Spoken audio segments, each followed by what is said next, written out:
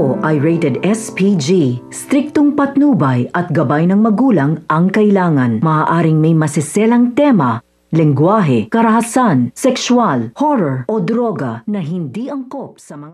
Hindi naman nga panghabang buhay ay maitatago ni Lorena ang tunay niyang pagkatao kahit pa nga tinutulungan siya nito ni Tristan na hindi nga malaman ni Wilfred o ng ibang tao ang tunay niyang pagkatao. Subalit ito ngang si Ronnie ay sinira nga ang lahat at nagbayad pa nga siya ng mga tauhan na magdidiin nga dito kay Lorena at sasabihin nilang si Carol at si Lorena ay iisa ang pumaslang sa asawa nga ni Wilfred na si Joy.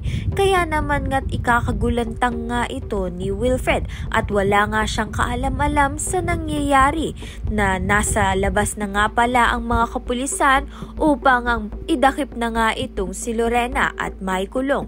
Mabuti na nga lang ay bago pa nga ito mangyari ay nakausap na nga ni Tristan at ni Lorena ang tetestigo sa kaso nga nito ni Lorena at magpapatunay na hindi nga si Lorena o si Carol ang tunay na pumaslang dito kay Joy at na-setup nga lang siya. Kaya naman nga't yan at iba pa ang dapat nating pakaabangan. Maraming salamat sa iyong panonood.